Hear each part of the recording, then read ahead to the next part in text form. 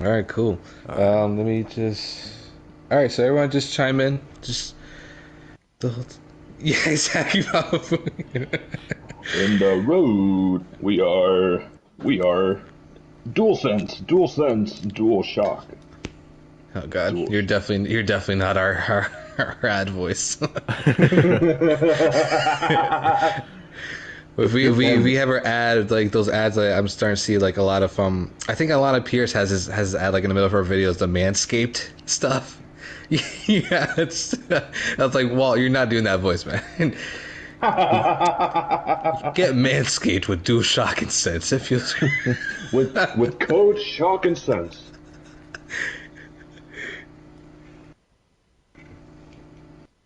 Yeah.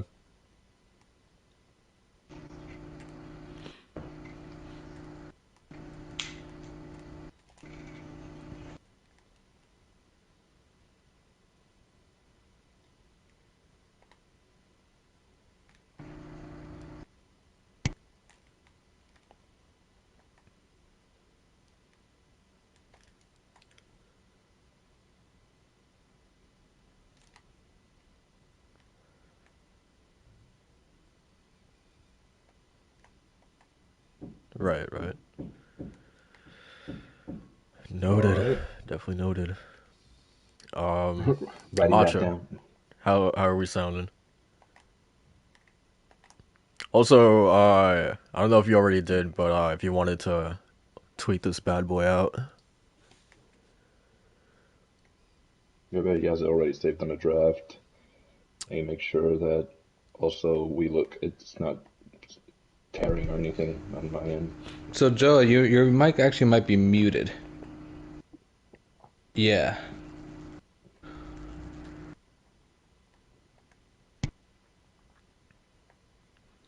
Also, Wall, are you still in NPR right now? No, not anymore. Oh, okay. Not anymore. Oh man, I love Dying Light.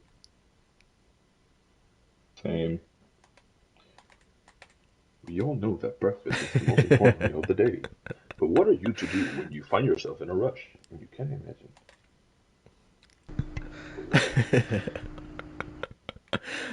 Oh man. This man. What are you doing to that zombie, Jay? Oh man. I was just watching him ragdoll like over the fence, man. Oh Sliding shit. and kicking. Yeah, that's why. I had that don't allow. There I you go. fixed. All right, Macho, you want to check that out? All right, yeah, he's fixed. He's good. Cool. All right. All right, let me share it out real quick, and then we're good to go. All right. I think we've dawdled enough. So yeah, let's get started. Guys, welcome to the 47th episode of the DualShock and Sense podcast. 47, very important number. We have a lot to talk about, man. This was a pretty hectic week. It felt like, at least for PlayStation, that there was like something big happening like every day this week. But yeah, man, we got a very nice show planned for you guys. I'm being joined by my two co-hosts as usual. We got Walt here. What's going on, man? How you doing? What's going on? It has been a more eventful week than usual. Not much in video games. More contrary to last week, which was more video game centric. This week, we got a bit more to talk about in terms of news and actually PlayStation. This being a PlayStation podcast, there's more PlayStation news. You know, sometimes that for a good time that was a bit on the low the beginning of last year, but now. Now we getting into it, boys, and It's gaming season, fellas. Man, Yeah, I was sir. hoping that Macho wouldn't get back in time so I could do his intro for him. I would have been like, oh, it's the King of Kingdom Hearts. That's why I can always rely on Walt to stall for me. Thank you, buddy. Good Damn brother. it. Damn it. Gotta stop him. God damn it. Y'all are always in cahoots together, man. God damn. Yeah, mustache. Our blood's thicker than blood. That's why. God damn. Yeah, it's that Hispanic God, blood, exactly. No, I was about to say something. What's something that's like a real like Hispanic food? Paella? Yeah, that I was just gonna say like insert Hispanic food Greece. That's where your blood is. Oh my god. This man. The other 1/3 of the DualShock Sense podcast, we also got Macho here. What's going on, man? How's it going, everybody? It's the King of Kingdom Hearts and the Final Fantasy fanatic. Excited for this episode. Got a lot to talk about and a very special guest. So Yes, go sir. for it. I don't know exactly when was the last time that we had our this specific guest on the podcast, but it must have been like episode 12. Episode or something. 12. Yeah. So it was really like the infancy of this podcast when we didn't know what we were doing, but now we're kind of in a flow. But nonetheless, man, I'm very excited to welcome back the legendary MrBadBit back to the DualShock Sense podcast. How you doing, man? Man, I am doing fantastic. Thank you guys for having me. And yeah, man, it has been a minute. It has been a minute. I'm excited to be back here, though, talking PlayStation, playing some games while doing so. That's usually bad podcast etiquette, but I feel like since we're in a PlayStation Party chat, it only feels, honestly, it only feels appropriate. Exactly. That's the kind of atmosphere that we have with this show. Just kind of lay back and just kind of chill, hang out. Like that's the thing that we're shooting for is the party chat experience. So yeah, feel free to just play whatever, man. But yeah, man. I can't tell you what I'm playing, but I'm playing something. Exactly. Exclusive here.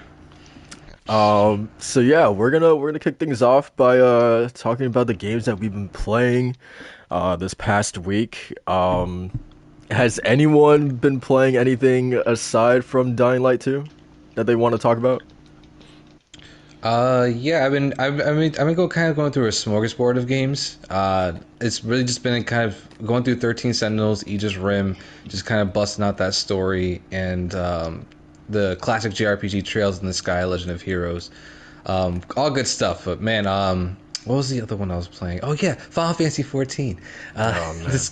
This game is amazing. I was gonna say, if you have it downloaded, it's now available for purchase, so you can, if you would like the critically acclaimed MMORPG, you cannot download the free trial, but you can buy it, which I highly recommend. So, but yeah, Okay. But yeah, I've been playing a little bit of Dying Light 2 as well, but once we get into the weeds of that, we can just do that. Let me ask you what changed your opinion, because I saw you talking saying some things on Twitter that insinuated to me at least that you weren't gonna give this game the time of day. What happened, man? Oh man, this is the lurker again. He's the lurker. I see things. Yeah, I mean, I played it like a good hour and some change of it, but I don't know. Do you want to make that a specific topic to talk about? Yeah, for sure. Okay, yeah, I'll say it for that convo. But yeah, I mean, more or less, I feel like it really just jots down to me wanting. I don't want to crunch it into these next couple of weeks where I'm playing other games that are not finished. If that makes any sense, I actually want to give it the time of day. But after playing it, I realized okay, yeah, this is a game I don't really need to play right now. Oh man, it's something that could definitely be it's on the wish list basically. So. Okay. Well, what about you? Have you been playing anything else besides Dying Light? A lot of Pokemon, Legend Arceus. How's that going?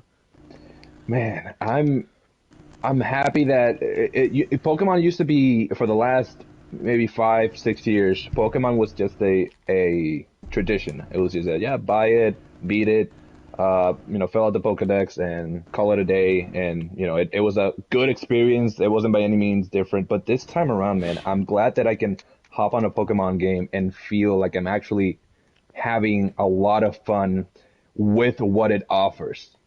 Because back then, traditional, Elite Four, gym battles, whatever, it's comfort food, you're familiar with it. But this time around, man, I'm actually loving everything they're doing with this game. We talked about it a little bit last podcast, but the approach, the more wildlife type of thing where you can capture Pokemon in the wild and battle them on the wild, and having to complete the Pokédex from scratch. So it incentivizes having to battle Pokemon over and over and not just having to grind aimlessly just to get a certain Pokemon. So it really, man, I'm having a lot of fun and I'm really enjoying the features. I hope that this indicates a new direction for the franchise, and that even if they don't stop making their more traditional games that they have for the last years, that they introduce this new franchise of Legends or whatever they want to call it in the future, or as long as they go with this approach, I'm super, super happy.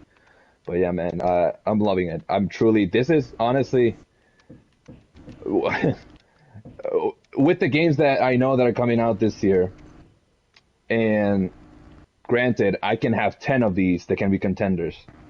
And I don't mind saying it, that in my heart, like, this game is already on the list for being Game of the Year in my life. Nice. That's awesome. Man. I am absolutely adoring this Pokemon game, and I'm happy that 13-year-old me that got that first Pokemon game can say that I'm excited for Pokemon again, and I cannot wait for what's in store from Game Freak or whoever may pick up these franchises in the future. Nice. Yeah, it looks it's just so wild to me seeing like a goddamn like Snorlax just like walking around in the world, and he can like attack you. Like the actual trainer, like these are children being attacked by like giant like 10-foot tall monsters, man. Like I feel like a single goddamn hyper beam or like flamethrower from one of these things would actually kill these children, but the kids are just like walking it off like it's no big deal. Hey man, they're living the dream, as they say. They're living the dream of Pokemon. Absolutely. And another thing, real quick, with this game that I haven't really experienced in a Pokemon game that much is when you see a Pokemon in the wild, this Pokemon will behave like said Pokemon. He won't just be a Pokemon, just a character, an asset in the free world, and just be like, yeah, I'll run away if you get near, I'll attack you if you're close, or like, if you see a Snorlax, he will fall down and start sleeping and get up. If you see a Chansey, she'll start, like going back and forth because she's like shaped like an egg and she's like on the same spot. If you see a hippo down, this thing will charge at you and try to eat you. So each Pokemon behaves like the Pokemon, and it gives them personality and character, and that's something I really appreciate of this game. That's actually really cool to see, because I was talking to my cousin about it, and he is a huge Pokemon fan. Like, plays every one, goes through all the Pokedex, like everything. And not complaints, but like one of those things that he wished that the game had more of was more Pokemon. And I was thinking, like, well, maybe because like they're 3D animated, so there's a lot more to them than what was traditionally in Pokemon, and probably because they have different characteristics like those. So I'm glad that you actually said that, because I was wondering in the back of my head, I'm like, what makes it so that they're actually less Pokemon than like other games? And it's probably because each one has their own traits and features that need to be accounted for in the game, which probably takes a lot of time. For sure. Yeah. Definitely. I gotta know. Did you cry the first time you saw a Pokemon walking around in the wild? Man, I teared up so much when I saw that first. What was it? I think it was a Starly. When I saw that Starly, I was like, wow. Oh, man. Wow. It's okay. Well, I cried when Goofy supposedly died in Kingdom Hearts 2. So it's okay. All right, man. Y'all laughing. I'm not joking, man. No, he did. Yeah, he did die. No, he did. I'm now reconsidering my podcast host, man. God damn. So you're saying I could be a host? Oh man, let Macho host. No, that ain't happening anytime soon, man. Let's not get your hopes up, man. Come on, guys, do the hashtag let Macho host. But okay, let's move on to well, actually, MrBadBit, have you been playing anything aside from Dying Light 2? Anything major? Nothing I can talk about, man. Okay. All right. So this podcast was tomorrow, though. Yes, but until then, no. All right. So let's get into it then. Our first big topic is Dying Light 2, man. This game came out on the 4th. Two pretty. I want to say like the reviews were kind of all over the place, but and I wanna ask the question specifically to Macho and Walt. Did the reviews like sway you guys at all? Because I know for me, like I've been on, I've been really championing this game and saying like this game is like a 100% like a done deal. Like I'm getting this game no matter what. Because I obviously like adore the first game like so much. Even to the point that like I don't pre-order anything, and this was one of the rare games that I actually did pre-order. So I'm wondering, like, for you guys, seeing the reviews and hearing about the bugs, et cetera, did that like deter you guys at all in purchasing the game at the end of the day? I'll start first since I was kind of like going back and forth a lot the past couple weeks. It absolutely did, man. Usually when a game gets like kind of these mixed matched review scores or even just reviews in general, to me that's a good sign because that means that people are either going to really like it or really not like it. And so for me, that just speaks to me like, that's easy for me to actually have an opinion on this game and not really just kind of dilly-dally on like whether it's something I'll like or not. From what I was reading the reviews, and from MrBadBit's review when I watched that video, I was watching a ton just to get like all the coverage I can, and the consensus was the things that were improved are great, and it's like one of the games that's so much fun to play. But the things that I was hoping for, like as far as story and I think it's mostly just like the story. I was just like people were saying that was like the most disappointing feature, and some people liked it, and other people were just like it's a freaking joke. So that's really kind of I was like, well, okay, now it's a game that I can place in the I can play it later category because if it's I want something that's going to narratively grip me right now, and if Dying Light 2 is not going to offer that, then I'll just wait. Yeah, for sure. That was definitely my big concern coming into it. Although I don't remember really the first Dying Light having like this gripping narrative. I mean, the main character in that game was called Kyle Crane for goddamn sakes, So it was definitely like that. That's definitely like a 2014 like white male protagonist name right there. But yeah, like I hearing the story being disappointing for a lot of people was just kind of like, man, like yeah, that's disappointing to hear, but like it's probably not the thing I'm looking for in Dying Light. But nonetheless, I would have loved, especially because up to the game's launch, we've been hearing about an emphasis on choices and dialogue options and like your decisions having a real impact on the game, and so hearing that stuff like. They put such a large focus on that, and then hearing that it's like, oh, it's kind of disappointing at the end was, definitely disappointing to hear. But it's a little muted from what I was like hearing from other people, where like it's not really there, and that was honestly one of the biggest points for me too. Yeah, man. Me too, man. I thought that was super cool, but it seems like it's not the case. But that was super ambitious, and I don't know if they're really going to pull it off or not. But just to hear that it's like kind of like muted in a sense, it kind of threw me off a little bit too. Yeah, for sure. But Walt, what about you? Did the reviews sway your decision to get the game at all? I'm kind of of the same mindset that you were, and that I was 100% just down to play it no matter what anyone said and reviews and whatnot, because the first one I had such a blast, and when I played the first one, I didn't play through it thinking what brought me to it was the story. Similar to Dead Island, what brought me to the game was the idea of the setting. So Dead Island is the fact that you're alone in an island, there's an outbreak, and you have to survive. And I don't care who's the characters, who do you voodoo, I don't care who's trying to save who, where's the lab, I don't care for any of that, who's trying to save anyone. Kyle Crane, I could care less of what his development as a protagonist. Did it add to my already low expectations in terms of story because I didn't really expect anything? Yeah. He wasn't just there. There was some motivation for you to try and progress through the story and try to save the people of Haran, but it never wasn't the driving force. It was always I wonder where I can parkour now. Oh, I wonder what enemies there are. Oh, I wonder if I can go up there. oh, I need to go outside in the night and look for some loot and look for some nests and wipe all this place clean of zombies so that I can go through it more easily. It never was, man, I wonder what Crane is thinking right now. Like that was never my prime motivation. So this one, hearing how the story is serviceable, sometimes forgettable, not that much improved upon. Honestly, I'm just like, I'm sure I'm gonna enjoy it regardless because with these games, I'm not in it for the story. The story is just a plus to the already set expectations I have of the things that I'm actually looking for in it.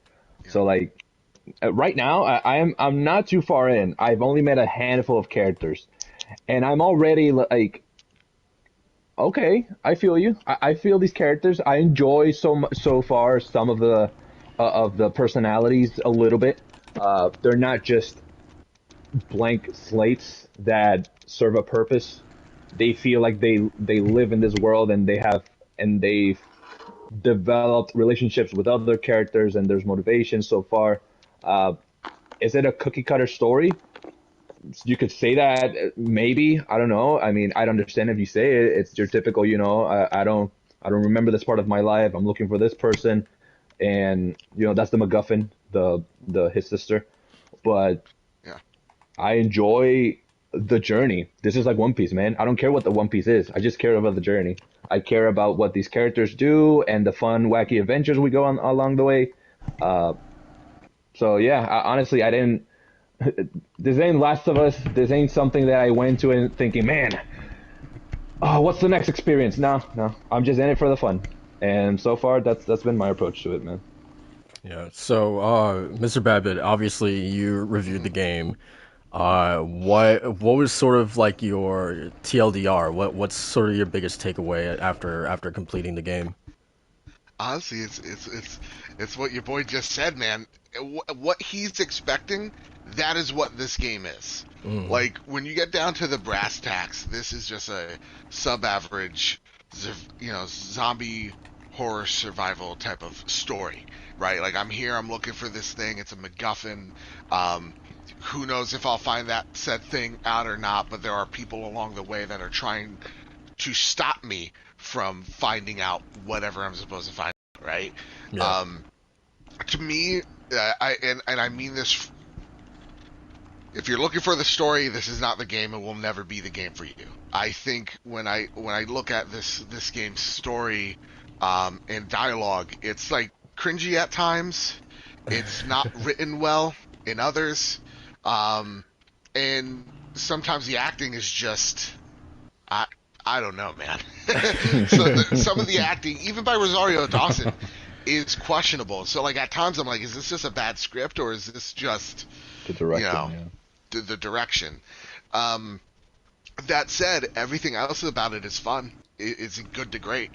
And I think, to me, the parkour, like if you're a Dying Light fan, you're here for the parkour. You're not here for the story. You're here for the action. You're not here for the story. And if you are a Dying Light stan, that is what you're going to get out of this game. And it's even improved upon. So like the open world is stellar. And huge, and not just huge, but vertical. This is probably one of the most vertical games I've ever played, no doubt. Each area is unique. Like, there are not too many repeatable rooms. Skyrim had like the 3 same rooms. This one, it seems like I've run into some clone rooms, but they're few and far between, which is, it builds onto this world. It's impressive. The parkour mechanics, man, are awesome. The introduction of the paraglider, the hook that you have, everything bleeds so well to each other and complements each other really well. The combat is like Skyrim combat, which I said in my review. It's like Skyrim, but with zombies. Where, yeah, it's like R2 for attack, hold R2 for heavy attack type of stuff. Which you may be in for and you may be out for. But honestly, the combat is a lot of fun. Not too challenging, because it kind of does the Assassin's Creed thing where it's like, here's 5 enemies, but they're going to attack you one at a time. But overall, this is a really fun time, and I actually come at it a little bit higher in the reviews. I would have actually scored this a solid 80. I ran into one could have been game-breaking bug, I'll say that, but since day one, it has been a great experience. So I don't think anybody's going to get those too many of those bugs post day one launch. Yeah, I hope so, because yeah, I heard on the Kind of Funny podcast that Blessing had some bug that required him to, I think, restart, like his save wasn't like loading or something along those lines, and it required him to basically restart the game already. But the thing was is that he was having so much fun with it that he actually didn't mind replaying like the 7 or 8 hours that he had put in at the time. So yeah, so kind of hearing things like that definitely makes me a little weary. But yeah, I mean, so far, you know, I'm probably like, I don't know, like 2 hours in. I'm at the hospital section where you're getting the bracelet. So like that beginning area. Yeah. So yeah, literally just started. But yeah, I guess my biggest takeaway is that yeah, so far it's definitely more Dying Light right now, but that's exactly kind of like what I wanted. So I'm totally down for that. The thing that like I know people are saying, you know, that the story is kind of forgettable and whatever, but the thing that I am digging so far, and we'll see how this evolves, is sort of the wider cast that this has in comparison to the first game. I feel like the 100%. first game, like the cast was so reserved. There was only like a handful of characters that you could really like sink your teeth into and get to know. Jane, that's it. Jade, her brother, the leader of the group as well. Obviously that evil guy, I forget his name. There's definitely like a handful of people, but like this game so far, I'm already meeting like there's already people who seem a little bit more interesting than the cast of the first game. So I'm excited and interested to see like where that goes. But again, what everyone is saying about the story is definitely. I'm not excited. At the same time, I'm not excited to see how this progresses. But yeah. Also, MrBadBit, I wanted to ask you how did you find the choice and like decision making? Do you agree with the sentiment that it wasn't as fully utilized as it could have been? A little bit of column A, a little bit of column B. I don't necessarily fully agree with everybody's like the choices didn't matter. I think the choices matter. So like between Survivor and Peacekeeper, I think it's one-sided. I think why would you go Peacekeeper? You are always going to go Survival, because to me it's all about the parkour. Right. And so the choices you make change the way the map is laid out. You get more parkouring opportunities with Survivor than you do with Peacekeeper. You get traps with Peacekeepers. But to me, I think the choices laid in front of you are really impactful story-wise. It's just that the story is so weak that you end up... I think that hurts the impact of those choices.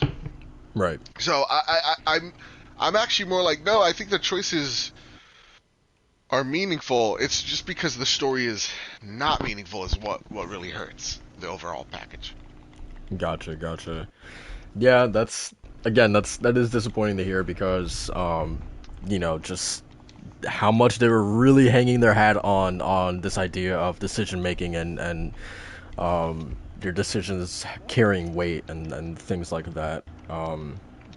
At least it's good to hear that, like, yeah, the choices do matter, but yeah, then again, like the story dragging it down definitely is disappointing to hear. Yeah, that was kind of like, again, that was the one thing I was hoping that would be an improvement from the first one, because even though I played the first one and beat it, but man, the one thing I do remember from that game was how much I hated the ending. And just like how I was just drudging through the story like Real thick talk? mud, man. Yeah, real talk. Like not a third way in, 2/3 of the way in, I didn't care how the story was gonna roll. I was just like, I'm just doing this because the parkour is really fun. Oh no. Yeah, that was kind of like when I was playing it on Steam. I was just kind of just going through it, and I was just, the thing is that I took away from it was like, man, the way this game feels is immaculate, right? Like it feels buttery smooth. The parkour, it's like it's otherworldly how awesome it feels to play. but then like at the other part of my brain that wants a story narrative, that wants something meaningful, that wants something I want to remember other than just how great the gameplay is from this game. It's like it's not there and it wasn't hidden. So that's a bit. So it's still it's reassuring to kind of confirm like this is a thing, but at the same time it's like, do I really need to play right now when I have other games I could play? No, not really. Yeah, and to be fair, I think the first game acknowledged that by giving you a final level that was essentially just a tower that you had to climb floor by floor. Oh yeah, I remember. And giving you that final challenge of you have to go through every enemy type that you've encountered except volatiles because it's daytime. So you have to go through all these big guys, all the armor guys, the fast ones, the spitters. You have to go through all of them. And you have to climb this tower, because at the end, I'm not anticipating a final fight with the bad bot. As soon as Jade died, that was the prime thing that like made the story for not that well like memorable to okay, this is prime motivator. I can see Crane like being encouraged to even fight even harder for like the safety of this place. That was it. I wasn't like, oh yeah, like this is A+ storytelling. No, it gets the job done, but I think that they acknowledge that by giving you just a mammoth of a level, by you having to climb all the way to the top to defeat this guy, which you're not anticipating the fight. You're anticipating each floor and trying to get through each floor. It's a great speedrun level. It's a fantastic speedrun level, and that's something that this game does well. It's giving speedrunners a chance to hone their abilities to the point where, let's see how fast you can get through this obstacle course. Let's see how fast you can climb this tower. Let's see how fast you can kill this mob of zombies without actually fighting them. Like, oh yeah, as soon as you jump into the world, you realize like, yeah, this is all incredibly designed. Yeah. Like the world is incredibly designed just as a playground. It's like legit the meaning of a playground. Absolutely, and I think Project Zomboid does it well, where it's a Steam game. It's an isometric zombie survival game, a sandbox game. I think what that game does well is it focuses all its resources on making a survival game and not having a story. The story is through dialogue, and that's it, and a few texts here and there. But the meat and potatoes of the game is you having to survive through crafting, surviving, scavenging. And I think if Dying Light did that more, and it focused more on its world and how you can, through the actions of your decision, through your decisions and the actions and gameplay and traversing, you impact the world, and less on the narrative structure, it would be a phenomenal survival horror game. But that's not the case. They diverge their resources towards gameplay and towards the narrative, which again, it's not trash. It's not bad. A bad story, but it's a story that I'm not going to think about at the end of the year. I'm going to be thinking about Elden Ring more than I'm going to think about Dying Light's story, if I'm going to be completely fair. Because with Elden Ring alone, when you see this man, I command thee kneel. Why? Why are you telling me this? I need to know you. You know? But Miyazaki, praise the man. That's a different caliber of people, but yeah, it's a solid experience. I would definitely recommend this game, and I would suggest, full price or not, you're gonna get your money's worth with a lot of content here. Yeah, that's true.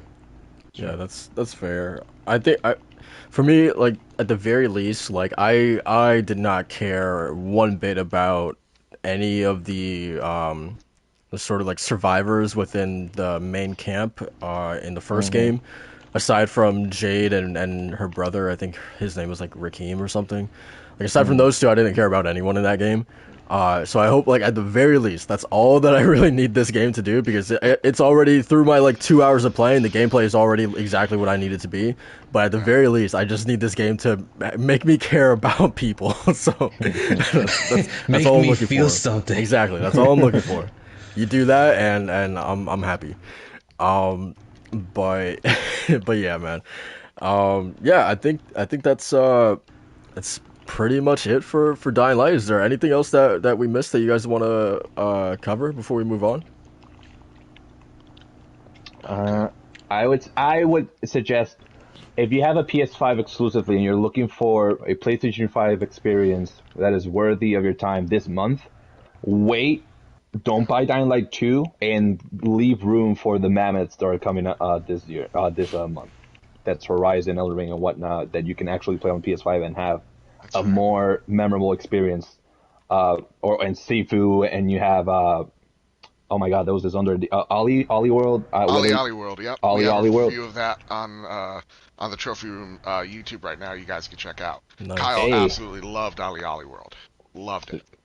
Perfect. Yeah, that's another one. Can you actually give like a quick like rundown, like what is that game? Because I've been seeing it recently pop up here and there, and I've been hearing like some pretty good things about it. So from what Kyle has told me, it's a 2D skating game where you are traversing through each level doing flips and tricks and all that type of stuff. It's kind of like supposed to be kind of zen, lo-fi, like it's just a chill experience. Think of the artwork kind of like Adventure Time with little pastel effects to it. And pretty much it's about you doing just tricks, going through the world, grinding, doing like wall hops and stuff like that. It seems like a really cool platformer that after Kyle was done talking to me about it, I was like, this is a game that I think I'm going to check out. Usually not my jam, but I'm like, you know what? I think for this, I'll give it a good look see because it sounds awesome. We have a good 15-minute conversation where Kyle does a far better job explaining it than myself. But Okay. yeah, it's a good time. It's a good time. I'll definitely check that out because yeah, I've been seeing a little bit of it here and there, and yeah, it looks pretty cool. And I'm a sucker for anything skating related, so yeah, it sounds like a must play. Yeah. Oh man. But Didn't know we got a goat in here. Jeez. I tried to go surfer, yeah, bruh, but nah, I came out like a goat. Anyway, man, well, man, you're on thin ice, man. You better be careful, man. You better be careful. Hey, man, go play some skating games and call it a day. Hey, man. Anyway, let's get into the real reason why people are here are going to be watching today. So obviously on Monday, Sony began a pretty busy week for them by announcing, Herman Hulst came out and announced that Sony is purchasing Bungie for $3.6 billion. They're joining PlayStation, man. It's definitely a move that I did not see coming, would not have seen coming in a million years. So we've had sort of basically almost a week to let this ruminate. I think that's a word. To let this sit in our heads. So like Said the writer. Hey man, sometimes I just say stuff, man. I don't know if it's a real word or not. I worry about it later. But yeah, so after having some time to like really sit with it, how is everyone feeling after, we've gotten, some things that have come out afterwards, obviously. How is everyone feeling now about the acquisition? Because obviously we made our video talking about it as soon as that news dropped. I feel like looking back at that video, I feel like I wasn't nearly as educated on what this thing actually meant as I am now. So yeah, I want to kind of go through the panel. Like Macho, how are you feeling now as opposed to when the news broke?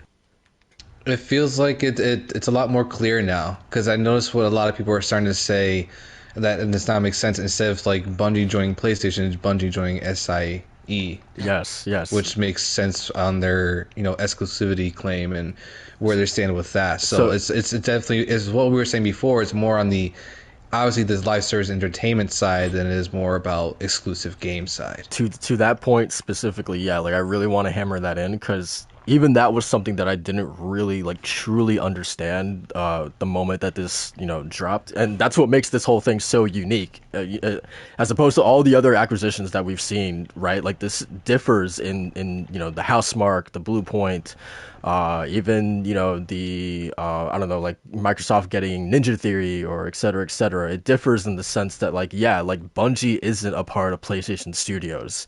They're a subsidiary within the SIE umbrella, so like they kind of like sit parallel alongside things like Gaikai or PlayStation Productions or even something like VASG, right? And when I was thinking about VASG, I was like, oh, that team actually works on games that are outside of PlayStation Studios, right? Like they don't work on things that are solely PlayStation Studios titles, right? So yeah, it was really interesting, like getting that clarification. Like, oh, okay, that's really interesting. But yeah, continue. I apologize for cutting in like that. No, you're good. You're good. I think that kind of branches the conversation well into. I want to see what MrBadBit has to say about it because I know you and Kyle probably had this conversation more than once throughout the week, right? So, what's your take on it now that we're kind of like we're into the weekend here? Yeah, so I view this is similar to SCIE back in the day, where these were two groups that kind of did their own thing within the company of SIE, right? One did, EverQuest, the other did console games. And so what I see with this move is synergy. It gives PlayStation a source of revenue that they never had before. I love what one person said, I think on GamesIndustry.biz, which was, this is their Minecraft. This is now the thing that's going to help print their money, and more importantly than any exclusive, this gives Sony the tools, the expertise, and the knowledge. It's what Ain said on Cast Co-op this week, and I loved it, where it's like when you're going for an acquisition, that's the thing you want. You want IP, you want knowledge, or you want expertise or tools, right? Yeah. And so when you're taking a look at that, Bungie offers PlayStation that in spades, right? Because the one problem with the PS3 era was PlayStation had a lot of ideas, but none of them really too cohesive or coherent. That wasn't story-based linear games like Uncharted 2, right?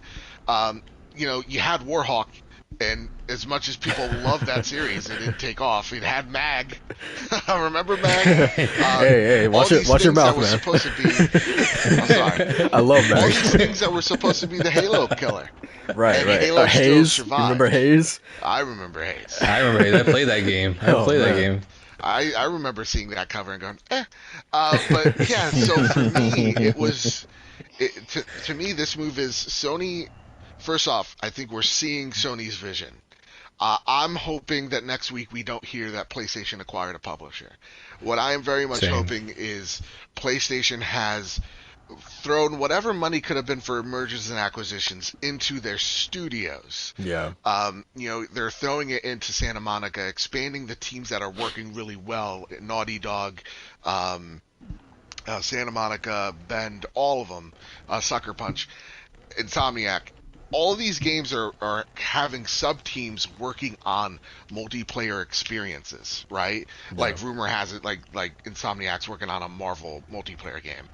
Imagine having that powerful of an IP mixed with the tools and systems for monetization and live service that Destiny has into their game. That's really important for Sony. That's really important that they get it right. Because if it's not right, that Marvel game is just another Starhawk. So that's a really important thing, is that Sony understood their weakness and they went for the jugular on it. They really did see that they can use Destiny and make it a Star Wars in terms of cinema, and that they can use it to bolster their already great studios. I don't want the Vision quote from Age of Ultron going like, challenge breeds invitation. Like, I don't want them to go out there and, because Microsoft bought Activision, they're buying Ubisoft, or they're buying Square Enix, or they're buying these companies. I really want them to infuse themselves with what already works for them. To me, It's gonna sound fanboyish, but please stick with me here. When I hear Microsoft on one end go, "Oh, Bethesda's culture is not going to change," but then on the other hand, when they acquire Activision, they go, "Oh, Activision's culture is going to change." Like, first off, yes, I want Activision's cultures to change, but no matter what happens, when a company absorbs another company, that culture is going to change. We saw it with Activision when they merged into Blizzard, Yep. right? That culture changed dramatically. So I'm wanting Sony to branch out and purchase studios that blend well with them. Look into their XDev. Look into the ones that may get away from you. Acquire them, infuse them with cash, and bring them into the PlayStation fold. Infuse them with your culture and your values. That's, I think, way more exciting than saying that Assassin's Creed is now a PlayStation exclusive. So God. That's my thoughts. I know I went on a rant there, but No, that's that how would, I'm feeling in my heart of hearts. that would literally be nightmare fuel if that ever happened. Um, Well, Wait, whoa, what? Well, what's going it's on? gonna happen. Someone's gonna buy them. God. I don't think I personally think if Activision's culture was problematic and hurtful for that brand, I mean, look at Ubisoft right now. They've been hurting for a minute now, guys. Yeah. Like ever since COVID happened, this has affected their supply chain greatly, and Ubisoft as well has their own cultural problems that needs to be fixing, and it seems like they are avoiding. So I would not be surprised. I mean, even EA has looked into, we're not in the business of being acquired. We want to be the ones acquiring. EA wants to be the top dog and the leader right now, in terms of that AAA space. So, yeah. Yeah. Yeah, and to that point of PlayStation, possibly acquiring teams that, make sense for their culture. I think what may be like a bigger possibility is like the teams that we see them partnering, doing like third-party deals right now, like the Deviations or the Haven Studios or Firewalk, those teams I could see, the strategy there being like, hey, let's partner up with these guys. We build up, a familiarity with them across a number of years, and then eventually we get to a point where we acquire them, right? Similar to what they've done with Housemarque and Bluepoint. I could definitely see, Deviation and Haven and those teams being primed for acquisition for PlayStation in, a number of years or something like that. Yeah. I like what Jeff Grubb said. He said something along the lines of, look, if you're a studio right now and you've been a studio independent for 10, 20 plus years, now is the best time to sell. Yeah. Now is the best time to to cash out. Yeah. And I think there is a lot of truth to that sentiment. And I think I said that like a Brit, but like I think there's a lot of truth to that sentiment. And I think that, when it comes to Sony's acquisitions, I think you can do similar quote unquote damage by just literally going out there and buying a Remedy, right? Like you could do similar damage by going out there and acquiring a Platinum, though. That's just an example. Right, I don't right. like Platinum games. I don't think their quality's there. But like, that's what you could go out there and buy legendary, AA studio houses that survive off of this. Go out there and acquire a Lucid, because you guys have worked so much together. So that's what I'm wanting PlayStation to do. Go after the companies that you have relationships with, and strong ones. Like even Bungie's relationship with PlayStation is a strong, has a strong foundation. A lot of people remember Bungie for Halo, but it's been 10 plus years, right, since they've made a Halo, and since then they helped Sony craft the DualShock 4. Yeah. So like Yeah. they have had really good relationships with each other prior. May not be the strongest, but again, that's what I'm kind of thinking. Yeah, no, I actually agree with you. Like, I think it's about expanding the next steps, at least for PlayStation. I think it should be more on expanding what they already have and just acquiring kind of those small developers or where the case may be. And like the ones I'm thinking of, like I honestly thought about the other day, and I just started playing Hades back again, but Supergiant Games. Yeah. You know, that would be like kind That of would be that'd be an awesome get for them. Yeah, and again, and it comes down to also when we're talking about like acquisitions, we often talk about, is this good for Sony? Is this good for Microsoft? But is it good for that developer Right. Right. to go and like real talk? I know I I joked on the podcast this week, bring from software home, but like but is that good for Miyazaki? Does Miyazaki see any true value in it? Because their company's so successful already, and he's doing what he wants. What's taking that out of him by just staying independent? Same with Platinum Games. They have a really weird culture that doesn't work, but they're adamant that it will. And they have been for so long. Yeah, and so that's what I think people are kind of missing is, okay, I could see a case for, let's just say, an Ubisoft, because they're looking at it going, we're in trouble right now. Our fans are kind of lukewarm on us. We've kind of similarly lost the luster here. There's a good opportunity that we could cash out, get a shit ton of money, and this is someone else's kind of sort of mess. And get Yves Guillemot out of there, man. Yeah, get all these toxic fucks out. And sadly, the thing is, like, what's going to get these guys out is a big payday. But again, he's also seems like he's very, he likes his position. So, it really goes.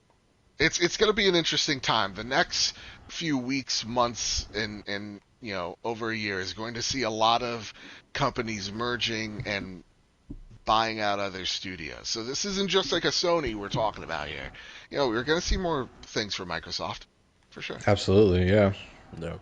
It's kind of scary, man. It's kind of scary seeing that. Yeah, it's like the whole thing for me is like publishers being bought. Like I could see the light at the end of the tunnel. I could see where the benefits are coming from it. But yeah, at the same time, like, why are we really thinking future ahead? Because one of the points that I brought up for the Microsoft acquisition or Activision, the Microsoft acquisition of Activision Blizzard was that this is great now for probably the next 5, maybe even 10 years, right? What's going to happen when Phil leaves and there's new heads up the top? It's the same thing for PlayStation, right? What happens when there's not a Herman Hulst or a Jim Ryan that don't have the same vision as the Bungie CEO? Oh man, now what I mean? now we're wanting Jim Ryan and Herman Hulst to stay.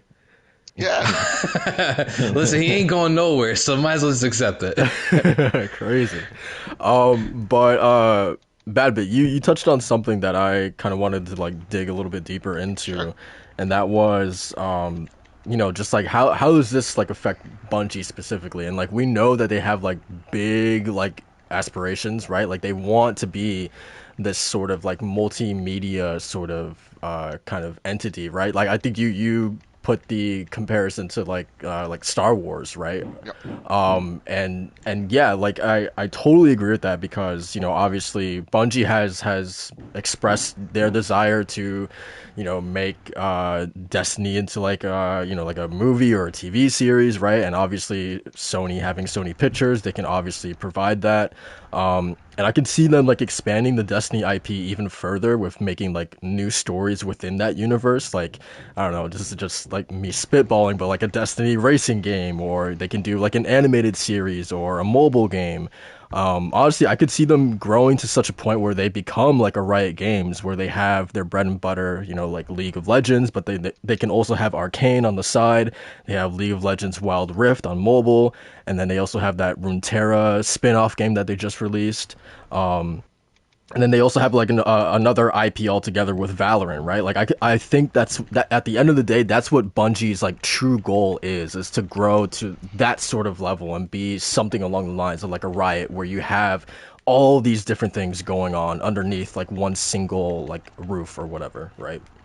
Yeah, that's exactly. I mean, you just saw one of Riot Games' transmedia lead has jumped ship over to Bungie. This is exactly what they want, dude. Yeah. This is exactly what they want. They want this.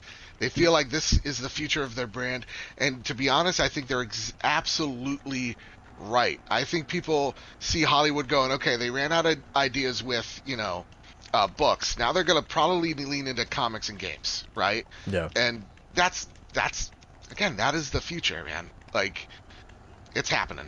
Yeah, for sure. And It's it 100% happening. and again, it only benefits Sony to have, going back to the whole exclusivity talk, like it benefits Sony to have Destiny on as many platforms as possible, right? I think it's so narrow-sighted to think that Sony should keep this exclusive, because I think like Sony doesn't care like where you play Destiny, as long as you're playing Destiny 2. Like, that's what they care about, right? Similarly to a Minecraft situation there, because they make money either way, right? So yeah, I definitely think that is without a doubt like the end goal for them.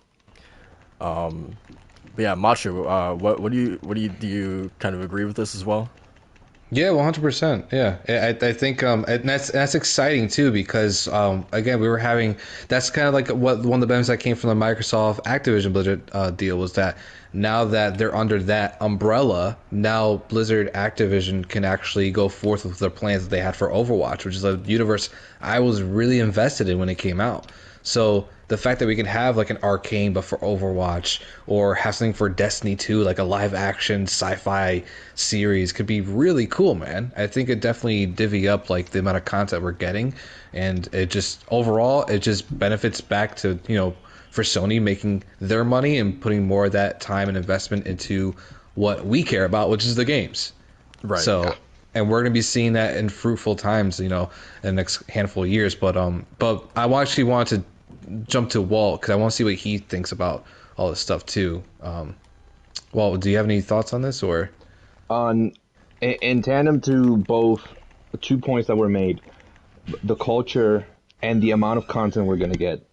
This allows, as you've mentioned in BadBit, this allows for more to be done with more resources. Plus, culture will not be affected negatively. Hopefully, that's the idea. Is for the workers and the employees to have the support, be under an umbrella that does not ostracize them to a point where they have to do walkouts. They have to, there has to be allegations. It's getting to a point where culture is healthy and there's enough support where the content that we get is quality content, just similar to, and I'll be the last one to reiterate on it, similar to how Riot did with Arcane, League of Legends, all the spin-offs. They have multiple things going on at the same time. And it hasn't been crystal clear. It hasn't been crystal clean. The culture, the Riot hasn't been free out of what companies go through. But it's not to the severity that happened with Activision Blizzard and whatnot. So hopefully what this means is more for the consumers, for us, more quality, but a better work environment for the workers. So that sounds, some may say idealist to have and delusional to think that that's a possibility, but I think that we can strike a happy medium in having the quality content and multiple properties, as well as a culture and an environment for the workers that is beneficial to them. And we don't have these people, struggling and not being able to leave because that's the only way that they can sustain themselves, similar to how we've heard, with Ubisoft, and how there's workers then that they cannot quit their jobs because this is essentially how they live. This is what brings the food to the table. And that's unfair. We should be able to provide a safe environment. They should be able to provide a safe environment and a healthy work environment for these workers so that they don't feel like they are chained to an already set future that will essentially be their downfall. So this is what we can talk about now. It's all about just seeing how it unfolds, and hopefully it's the way that we would like it to unfold, because at the end of the day, behind all of these acquisitions, company names, developers, there's people, and we need the people to be in a good state. Absolutely. Yeah.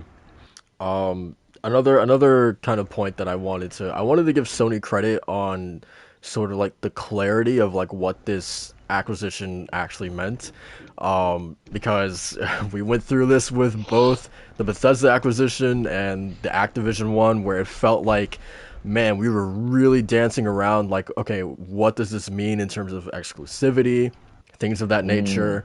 Like it felt like multiple like executives were saying one thing, and then Phil Spencer would say something different. And I feel like with the Bungie thing, like it's just been like one unified message. Like everyone understands, like yes, like Bungie is independent. They're gonna remain a subsidiary of SIE, and they're gonna be releasing multiplayer or multi-platform games. Destiny will remain multi-platform, right? Like I'm I don't know. I'm just giving them props that they were really transparent from the get-go, and I feel like like there isn't just like that confusion that there was with the Bethesda and the Activision stuff. So yeah, I want to give them props for that. But yeah, I think that's really about that's like my major thoughts about the acquisition. Does anyone have anything else that they want to touch on, or any point that we didn't really get to talk about that they want to bring up? How do you guys feel about the live service stuff? Right. That's that is something big we should definitely talk about. So it was also revealed. Was it during their earnings call, or was this in tandem with the Bungie Yeah, acquisition? during the earnings call. Yeah. Okay, so Jim Ryan came out and said that they have 10 live service games planned before 2026, right? Yep. Okay. So obviously this this is definitely I'm shocked at the reaction this has gotten, because I feel like time and time again I've heard nothing but oh, multiplayer is, Sony's weakness. This is an area that, they have sort of neglected for the past generation. Sony needs more multiplayer games. Now all of a sudden I'm seeing people being like really like, I don't know, like apprehensive about this. Like my biggest takeaway, and I'm gonna pass it on to you guys, is that like this isn't like a mutually like exclusive thing. Like we're not gonna see now all of a sudden Naughty Dog and Santa Monica and Gorilla exclusively make multiplayer titles, right? Like it like we can have both things. Like both things can be true, right? You're obviously going to see, Naughty Dog still continue to make those single player experiences that everyone loves, but at the same time, London Studio is going to be working on a multiplayer new IP for PS5. Guerrilla has something multiplayer in the works in tandem with Horizon Forbidden West, right? This is why Insomniac has a multiplayer project on top of Spider-Man 2 and Wolverine, right? So I don't understand why people seem to think that this means that, oh, now the games that we all know and love from the past generations are now gonna go away.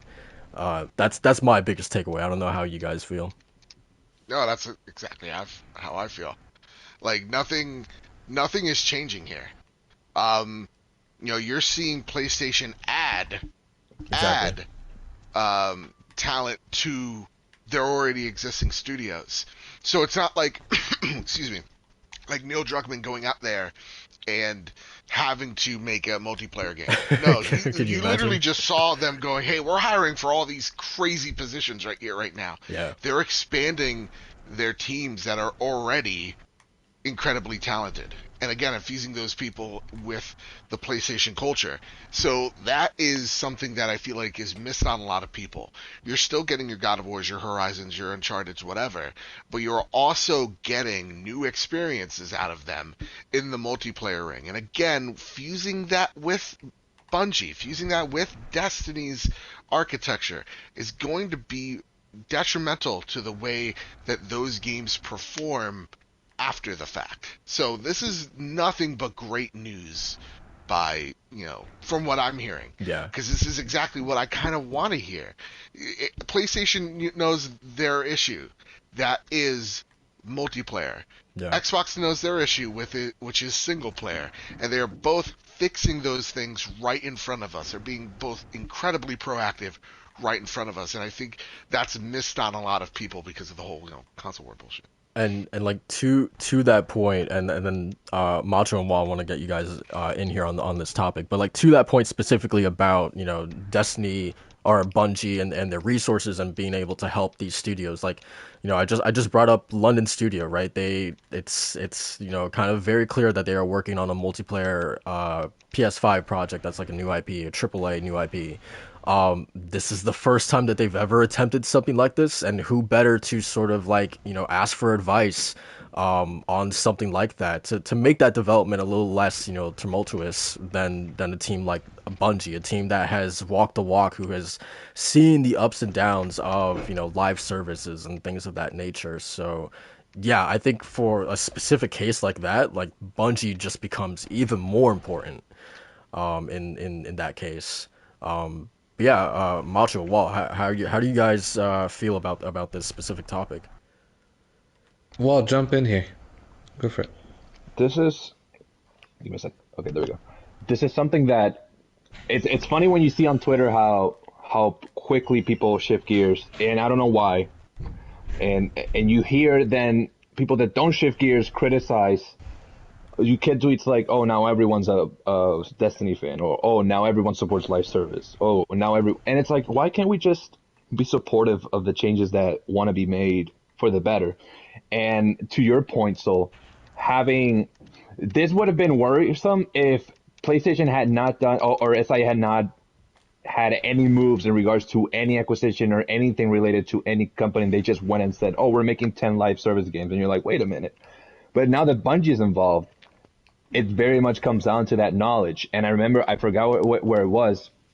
I think it was through either the PlayStation account or it was on Twitter, where they emphasized on how this is going to be an extremely important part of the process: collaboration, having advice, having a back and forth between different developers and different companies, and how essentially it's like their consultant. Bungie will be that consultant for many companies when they're developing these live service games, which granted, they're doing 10. I remember when they mentioned they had like 20, was it 21 or something titles in the works, and like half of them were like new IPs. I wonder if these 10 live service, some of them fall within that count, and these are completely from scratch new IPs that are going to be essentially live service. And we don't get the same, to BadBit's point of Platinum Games, we had a major disappointment when we found out that Babylon's Fall is going to be live service. And now we're like, oh, it doesn't, what is going on? Why? The reveal was not presented in great admiration. But with Sony, there's some hope, because we have Bungie involved now in the talks. There's consultancy with how you mentioned, someone that's walked the walk and talked the talk. A live service game that is still, to this day, one of the most profitable, one of the most successful, Destiny 2. Man, this is... I want to hear more about what they have to say about how they're going to approach the live service on these 10 specific games, because live service is not just a one and done. There's multiple ways you can do this, and I wonder where the resources are going to fall more, if it's either on making a live service that's a one and done for the amount of content that they present, or if they're going to have a certain amount of time where they're going to support this game for the long run, or these games for the long run. And it's definitely the latter. Far. It's definitely the latter. That's what they're going to be Because I don't want them to make it where they have, let's say, out of those 10, 3 live service games, and they have we have to keep supporting them. We have to, and then they start diverging resources to a live service game that, quite frankly, could have been done a year prior to when they're planning their next IP. So I hope that they have, companies, they're not complete idiots. Companies, they have a variety of brains and intellectuals to consult this with. So hopefully they can plan out their resources well. That's more my thing, making sure that these 10 games are treated with the quality that PlayStation has offered in the last decade or so. So, what about you, Macho? It's gonna be rocky, man. It's gonna be a rocky. It's gonna be rocky. For like 10 live service games within the next 4 years sounds like a lot, and it sounds very ambitious. Man, like I said, right now I think they're just at the point where they're seeing Genshin Impact, they're seeing Fortnite, they're seeing Final Fantasy 14, they're seeing Destiny, and they're like, we want in on that. And of course, what company doesn't want in on that when you have like one cash cow you can rely on? Rockstar's been doing it all of like the past 10 years with GTA Online. So they want in on this money, and it makes so much sense. But and then right now, what they're doing, they're just kind of just throwing darts at the dartboard blindfolded to see what really sticks and what's gonna go there. And it's risky because we've seen live service games fail tremendously, even with with like really big franchise IP like the Avengers, right? I mean, that game is more or less like successful in the eyes of the people that play it really extensively, that are really addicted to it and like it. But the thing is, like, overall we can agree like that thing just didn't hit home, man. I played it and I love Avengers, and I played the Black Panther Wakanda DLC, and I thought it was cool, but I'm not playing it no more. Like I don't have plans to go play it. Even when my favorite character was in there, was Spider-Man, right? A PlayStation exclusive. I did not care. Because it just looks so Zumba, exactly. Yeah, man, those Zumba moves are quite wild. When I saw that on YouTube, but yeah, I think it's ambitious, man. I think they definitely have a steep road ahead of them, and they seem confident. All right, they're giving out the vibe that they feel like they're going in the right direction with the right kind of people, which is really good, because you don't want to go into something where it's like, well, we kind of had this idea, but then we might be reverting. No, like they seem really sure on like what these studios want to do and where they want to go and how they want to do it. So that makes me confident. But the part of it is, what's the ratio of success to flop and then recovering from that flop, right? We see more of those, in my opinion, than we have of just straight out successes. I think Genshin Impact was the one anomaly where like it just dropped and it was an immediate success and has been since. So I don't know. It's gonna be a bit of a rocky road for them, and I think that it's gonna be exciting to watch. But man, I don't know. We'll see how it goes. It's very up in the air, and Can I give you some, maybe Yeah, go for it. Jump in. optimistic words for you? Yes, please, MrBadBit. Yes.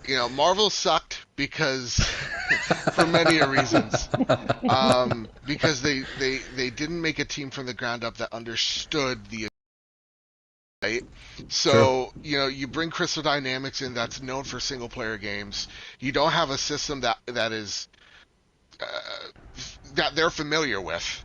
They're going to have difficulties getting that game off the ground, no doubt. Knowing that Sony is literally putting in the cash flow to make this work, I think is awesome. Saying, hey, we're looking for multiplayer people to do this thing, gives me way more hope than again, this is not like Neil Druckmann going out there and making this game. He's hiring people that know how to make multiplayer games into this game, and I think that's what gives me way more hope. That, and the fact that when it comes to one of the big problems, and we're seeing games like Halo suffer from this right now, is like, well, how this way, I gotta kick this one person's ass. How do how do we get the content, or how do we maintain the content flow, right? Like, how do we how do we make a battle pass that works, or incentivize players? You're going to have that with the Destiny team, or a variation of it, and I think that's really exciting. I think that's the super exciting part, is like, all the things you're worried about, Sony knows that you're worried. They're worried about that too, and that's why they made this $3 billion investment, so that they don't make The same a Square mistakes. Enix level of mistake. Yeah. Yeah, that's fair. And then those 10 projects, mind you, like we probably can guess like what the top of our heads are they can be, right? Ghost of Tsushima, Last of Us, maybe something in the realm of Resistance, hopefully, maybe, or whatever the case may be. And like, that excites me. Like, yeah, I could dive back into those worlds. I can keep going back, and it's going to be filled with content, and that they are exclusively working on that stuff, and it's exciting stuff. But yeah, man, you did relieve some worry there, no doubt, for sure. That they know what the problem is, and they're going to be working on that. So we'll see how it goes, man. It's live service is a tricky beast, and I feel like now with more people gaming, with the pandemic still the way it is, people are hungry for this content, so people are going to be looking for that. If I have any worry, it's the idea of taking established sort of single player properties and then sort of brute forcing it and making it into a live service, a la like Assassin's Creed, for instance. Or even Marvel's Avengers. That's a game like I would have assumed would have been a single player title, and then they just made it into a live service for whatever reason. So I guess like my biggest concern is that like, and I obviously don't think it's gonna happen, but like just spitballing here, if they were to do like, hey, God of War live service game, or here's a Spider-Man live service game, something in that vein.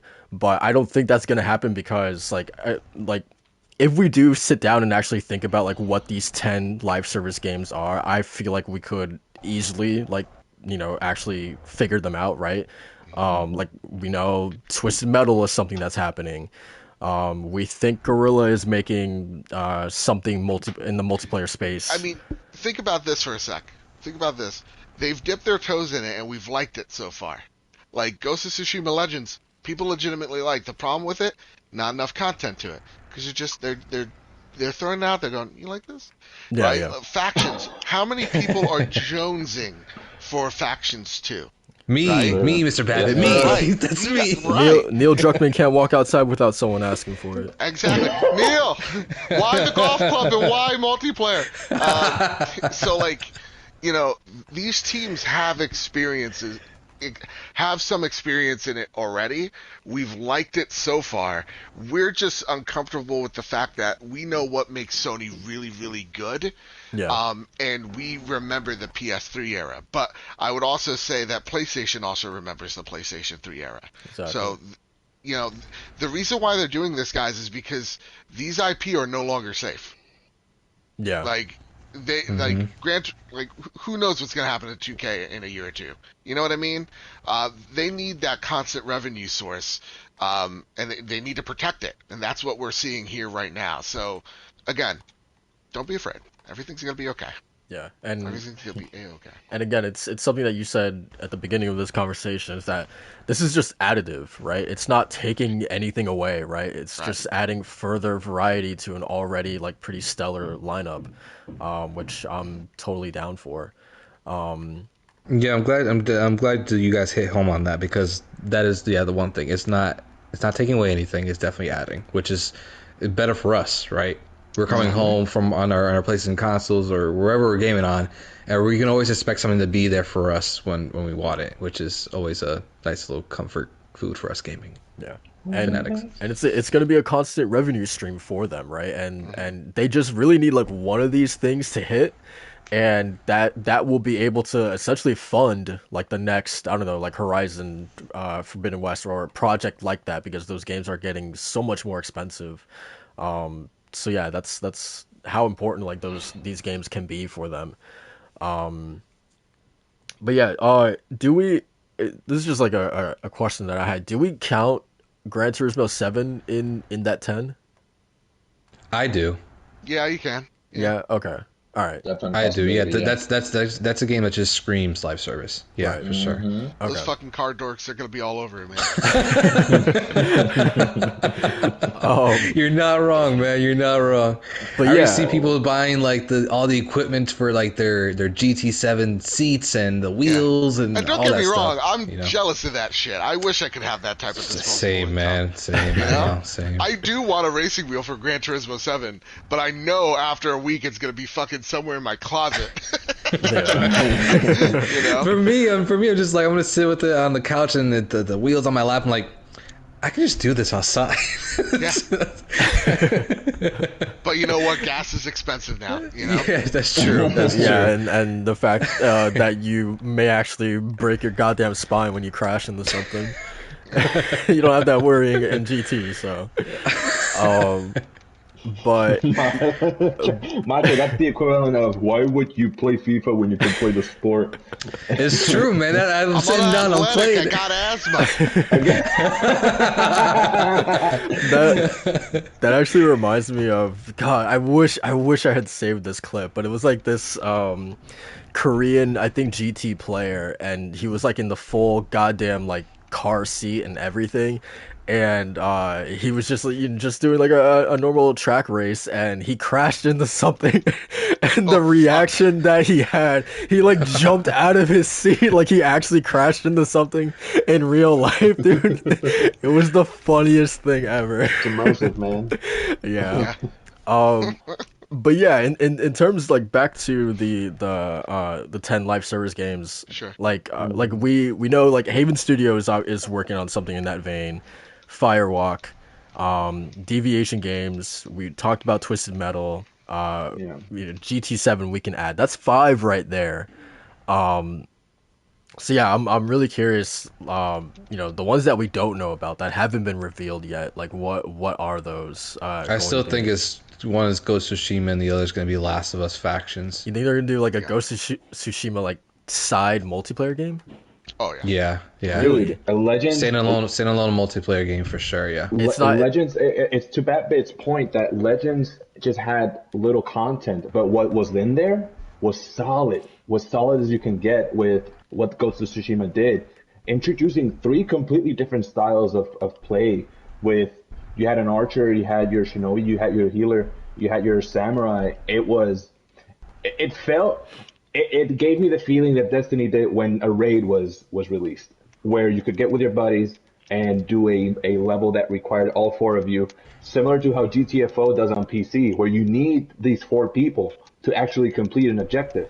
So as long as they can do these live services where it truly incentivizes having your friend with you, whether that be a trio or a duo or a squad, go full. I can even see Guerrilla dipping their toes in with Horizon and do something in their world with just how expansive and how vertical it is. Imagine doing a raid going on top of these ancient robotic like Gaia or like Hades and having to that goes back to what I was talking about, is that like I don't want them to like strong arm and turn. But it wouldn't be a strong arm, because look at how they're essentially dipping their toes with VR. I wouldn't put it past them making it a clean transition towards multiplayer. However, that'll have to come after Forbidden West and after the VR, and see how they can play around with it and justifying it. Because Ghost of Tsushima, at the very least, you could play around with the mysticism. Because the only reason that it'd be a lot like Neo but live service.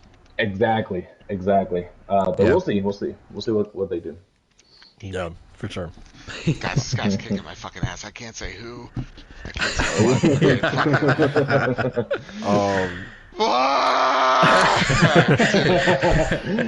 We love It's disaster fun. reaction. I'm having fun right now. Nothing's pissing me off. So much fun I'm having. Hey, that's great. That's great that you can chip away at that game for review while you're on the podcast, man. That's killing 2 birds with 1 stone. So much fun. But yeah, so we kind of alluded to it a bit earlier. GT7, dude, I'm not a GT person, but does anyone have anything that they want to bring up or say in regards to GTA 7 having a state of play? I mean, they had a pretty lengthy one. It was over 30 minutes. They had Kaz come out and talk about the game and show all the features and game modes that GT7 is bringing to the table. My biggest sort of takeaway is that this really seems like a return to form, as opposed to GT Sport. It really looks like it's getting back to the roots of like a GT4, for instance. So yeah, that's great to see. But how did everyone feel about the state of play? Cars go fast. They also have tires. True. I like the music. I like the music. Yeah, different colors. Yes, There's different colors for everyone. Yeah. No, honestly, I'm not a car guy either. I drive a Corolla. I have nothing to brag about. Same here. But yeah, no, dude, Corolla, what a beast of a machine. Right.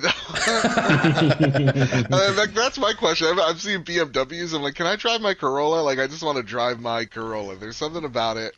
I just want to drive my car in here. And old reliable. I don't know. Old reliable. Yeah. That said, yeah, I mean, again, not a car guy, but seeing the outpour love from the GT community of we're bringing it back to basics here. It's awesome to see. The photo mode looks fucking dope. Dude, Guys, that's photo so. mode. Dude, Holy shit! I know. That's wild. That's the thing. I love photo mode in games too. So, I know I'm gonna be following the hashtag Gran Turismo 7 as soon as that game releases to see what people pump out. Man, it's gonna be really cool. And who knows? We might even see what was his name? Sunhe Legend, the gift god on Twitter. Sir. Seeing him post up some clips or whatever GT7, man, that'll be something. I'm gonna pick up this game though. I am. Yeah, me too. I, Me too. it's been a minute since I've played a Gran Turismo game. Like seriously, like since the PS2 era.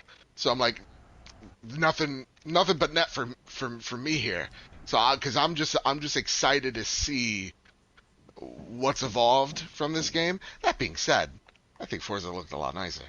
But that's just me. Ooh. I think Forza looks way better than this. But it still looks incredible. And I think it just goes for the art direction that the team's going for here, which is more like subdued. It's much more like we're not going for the bright colors. We're going for the most realism that we can here. I mean they touched on it with the weather and stuff like that. Yeah. That was actually like pretty cool to see. Like the gradual sort of like it rains and then the roads getting like dried out. Seeing that in real time was pretty cool. Windshield. I think that was a big kind of positive point from the other car game that was at the beginning of the PS4 generation. What was it called?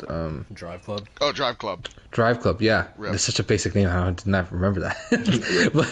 but yeah, it's like Drive Club, right? Like people praise like that weather system when it was in it, and I feel like if that's being carried over to Gran Turismo 7, just done in spades. Like I think it's gonna be really cool. It's definitely an eye pleaser, which something that it's all car games, but this one seems like it's going definitely above a few notches with like its different kind of real-time systems that makes it feel like a living, breathing world, which is cool. Yeah. Yeah, you can even change the oil, man. Oh man, do I gotta brush my horse too? Yeah. The shit I don't want to do in real life and I paid Yeah, too much money for, I got to do in this game. It's great. It's the one thing holding me back from replaying Red Dead 2, man. It's the one thing holding me back. All the chores I gotta do. What's that saying? Art imitates life or whatever. That's exactly what it is. You can say that. Hey, man. But yeah, man. I definitely want to try it out as well. I haven't played a GT since I think like 5 maybe. But yeah, maybe it'll be on Spartacus. Oh, man, That'll be the equivalent of us talking about PlayStation. Just, I hope it's on Game Pass. No, I hope it's on Spartacus, man. Yeah, I'll probably when it's on Spartacus, because it's just a great way of trying out games. You can try out games with Spartacus, and you can still support the developers. Hey guys, have you heard about this Spartacus thing? I'm gonna try it out, but like this is definitely like a Spartacus thing. I think I'm gonna try it out. Hey guys, have you ever heard that the best value in gaming is Spartacus because you get to try the games? There you go. If you don't like them, you still get to support the developers. There's a phrase I was looking for. I was waiting for it. I was like, "Well, what's the best phrase? What is it? It still supports them. Like you guys don't know that, but now you do. Best deal in gaming, man. It's the best deal in gaming. $9.99 a month.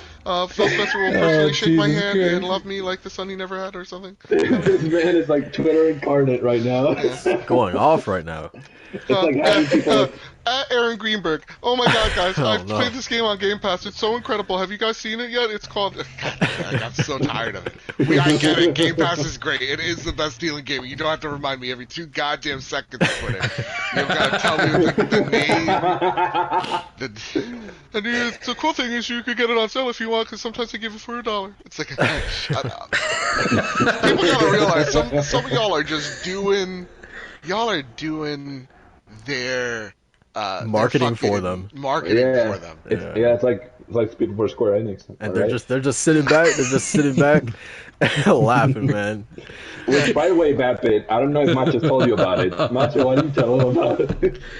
Yeah, have you heard of the critically acclaimed MMORPG Final Fantasy XIV? Hey guys, have you heard about the critically acclaimed Final Fantasy XIV? It's really good. You can play as a little cat person with ears, or you can play with a little sexy elf lady. But like, we're not saying that she's sexy out loud because it's gonna make me look really sad. Anyway, so like, it beat World of Warcraft last month, and like, it's so popular that like, not even like God can play it. Listen, MrBadBit, we stand hot bunny girls around here, right? That's official DualShock Sense. That's true. MrBadBit, that's That's exactly how I imagine these Final Fantasy 14 weebs sounding like. Yeah. Yeah. So yeah, great. Hey great, man, aren't great you the job. one making reaction videos to League of Legends? Hold up now. Hey man. Hey, yo. Oh. Hey man. I Hold don't know up what's now. going on. I don't know what's going on in those videos. All right. But anyway.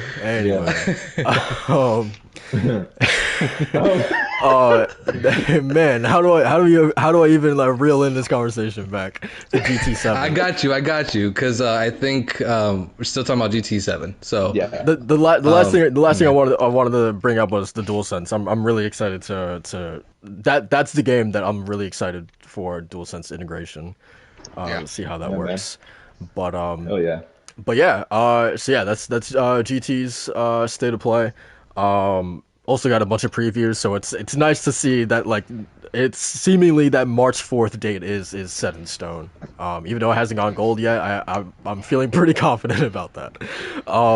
But aside from GT7, we also got a pretty substantial presentation for Ghostwire Tokyo. I'm going to really rely on you guys to sort of shepherd this conversation because I got a confession to make, man. I didn't watch it. you say this while we're on the podcast? Yes sir. Hey yo. Live reaction. But you guys, I've been pretty adamant about my sort of like disinterest in that game, at least from what I had seen. So how did you guys feel about this presentation? Did I don't remember if you guys were pretty lukewarm on the gameplay that we'd seen up to that point as well, but did this presentation help or lessen any excitement you guys had for it? I'll kick it off. Because I remember specifically when we were talking about it, I was a little more on the positive side about it because of the fact that my big takeaway from it was BioShock in Tokyo. Especially when it came to like the hand movements and like the powers and stuff like that. A lot of stuff really interested me. After coming from this sort of presentation and that we're actually getting the game in March, at the end of March, which is actually pretty crazy. It's really close by. I'm interested, but I don't know if I want to fully dive in. It looks pretty repetitive from just that gameplay snippet of like what you're going to be doing and how you're going to be venturing this world. But I still want to keep an eye on it. Like it's like with Dying Light 2. I still want to keep an eye on it until we come to release day and reviews and what people are saying, because the art style is just giving me everything I want in a game like that. With especially that was like kind of like their vision from before, right? When I think Tango, what's their developer's name? Tango Gameworks. Yeah. Tango Gameworks. They're talking about like we want to give you like a kind of Neo Tokyo paranormal experience, and that's what we're going for. And it seems like they really nailed that, and I want to try it out. Yeah. Walt, what about you, man? I've also been on the positive side, and I've also been on keeping this game on my radar just to get more information on it. I wanted more information, more gameplay, and we got it. They only showed a little bit, and if the little bit that they showed is going to be the majority of the game, which I think that's the case, they talk about the verticality and how you can traverse Tokyo, but it is, having games like Dying Light and whatnot, it's not as deep as that. You simply go tops of building, you clear out these torii gates, you cleanse corrupt spirits and yokai, and I'm more interested in the aesthetic of this game and on how cool the moves look and the powers and casting, and it can definitely get old. It can definitely get to a point where it's not as impressive anymore. But I don't mind, man. No Man's Sky, when it first came out, it wasn't what it is now, which is right now it's what it should have been. But those first 3 hours of me getting to my ship, fixing it, and diving to my first planet and going through space, that was magical. I'll never forget those first 3 hours. And this game seems like it's going to have a solid amount of time where I'm going to be super invested. After a while, it might get repetitive, but I don't see it as getting tiresome. I see it as getting, okay, yeah, we're going into the same wave kind of thing. I've played games that have had multiple just repetitive gameplay loops or levels or defend this, like in Guardians, one of the few things that's repetitive. Oh, defend this member while the enemies attack. That famous trope in games or Destiny. Oh, protect the ghost while the hive attack for like 3 rounds. Yeah. This one seems to be the case where there's a yokai, multiple appear, you do your moves, cleanse the area, move to the next one. And I think that the big moving factor that's going to make people just go through the whole game with this loop without feeling that it gets monotonous is, I think, ultimately the story and the general vibe of the game. Because I think you can achieve a game where the narrative structure is not the strongest. However, the feeling you get when playing the game is good enough to the point where you actually feel like Zen, like Ali Ali World, where it's not the most deep of games, but it's a game that you can relax to. It's a game you can just chill back, do some platforming, skate around. I hope this game is the kind of game where my big takeaway is seeing all the types of enemies and see what achievements I can get with the types of enemies. Is it fight every type of enemy and there's like special strong enemies that you can find in the world? I love those loops, man. I love it when it's the classic, there's 12 of these just ultra hard enemies and you have to beat them at a certain part. In Tales of Arise, there was, I forget the name, but they were like huge. There was a level 40 something in a level 2 area in the beginning of the game, and you can't really tackle him until later on in the game. I like those kinds of premises or ideas in a game. Assassin's Creed, Origins specifically, you have these bounty hunters that are hunting you. There's like 20 of them. Yeah, that I was like cool. that. Yeah, I like that. That's why I'm a fan of when anime like the Akatsuki. You have 12 members. You have 12 of these. You have this organization, Phantom Troop. So the design of the yokai, man, I'm loving it. It looks so personal. It looks so traditional, so intimate to them. And they talked about it a bit, how this game is very much a piece of their culture and how a lot of their inspiration comes from old school traditional Japanese music. So I take that this game will have a lot of stuff that we will not think any of it until later on there's a significance or symbolism or a deeper meaning. So I'm excited for it, more for what the inspiration is behind it, and I want to know more about that. So that's not. I don't know if it's a day one buy, but I'm definitely gonna have that. I'm gonna be playing that this year. What about you, MrBadBit? I don't know how you felt about Ghostwire before the presentation, but did this help excitement or lessen it for you? Honestly, guys, I always used to joke about on my podcast. I'm like, yeah, Ghostwire Tokyo for those 5 people that are excited, and I look like an asshole because not only is that a dick thing to say, but it looks cool, dude. It looks like I'm a first-person mage, like first-person perspective. I think there's like games that's done similar, like Lichdom or like even like Skyrim, where you're shooting laser beams at your hands. Yeah. So I'm like, you know what? The thing that had me is like when you lasso these motherfuckers, and then you do this weird thing with your hands. Yeah, and then they all fucking explode. I was like, all right, I'm in. Like actually, this looks pretty fucking tight. So anime. I mean, listen, I'm not a big anime guy, but that shit looked dope as hell. So I'm actually surprisingly in on this game, but I'm the same boat as you guys. I don't know if this is a day one for me. But, Right. Yeah, I'm excited nonetheless. It's that and actually Tiny Tina got me on the bandwagon. So Really? those are the games I'm looking my forward to boy. in March. Yeah. Yes, sir. Yeah. Are you usually a Borderlands guy or what? No, I don't fuck with that. I think it's one of the most unfunny series that tries to be hilarious. And here's the thing. I played 3. That was like my intro. I always play the first level of 2 with my friends, and then they promise they're gonna keep playing with me, and then they don't. Probably because I'm not. I don't know. I'm me. No, I don't blame you, man. I played Borderlands 2, and I played that entirely by myself, thinking my friends are going to join me. It didn't happen. Yeah, bad friends. Exactly. Exactly. Sorry, guys. So I threw the rest of y'all under the bus, but yeah. Be better. Be better. All right? Hey man, I don't really like him that much. It's true. It's true. He hates us. He hates us, man. At least he lets us know. It's true feelings. Exactly.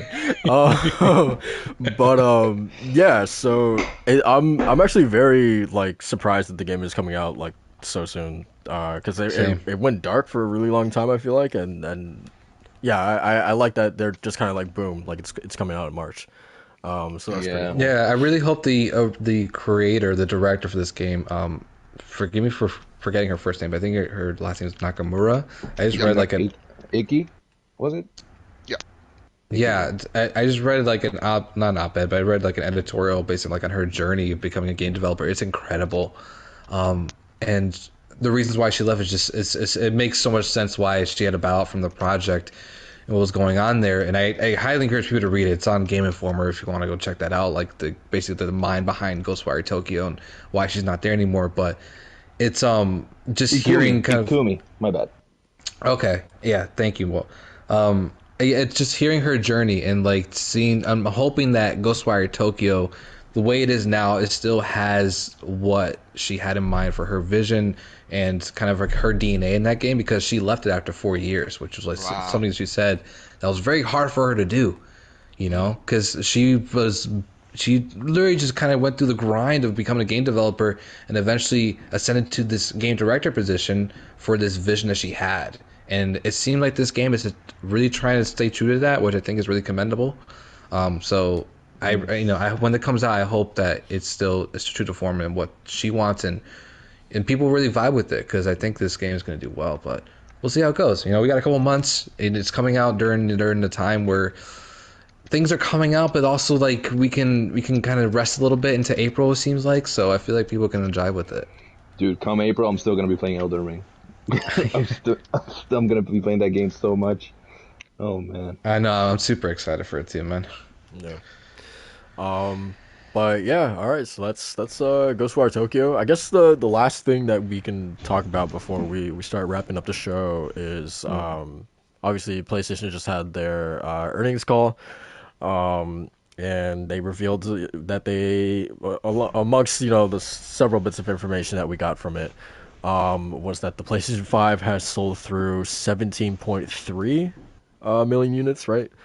As of, I think it was like December 31st, I want to say, or sometime in January, something like that. But yeah, so 17.3 million units. That is falling behind the PS4 at the same time frame of about like roughly. I think the PS4 was at like 20.4 during the same time frame. Obviously, they had to cut down their forecasts by I think about like 3 million units. So this obviously isn't too much of a surprise, given the chip shortages and whatnot. Still, 17.3 million units is still pretty impressive. So yeah, if anyone, I really like there. I feel like there isn't really too much to really say about this. Dead. They're not right? selling good anymore, and thank you, MrBadBit. Thank you. Yeah, exactly. It really just sucks. Jim Ryan, he just doesn't know anymore.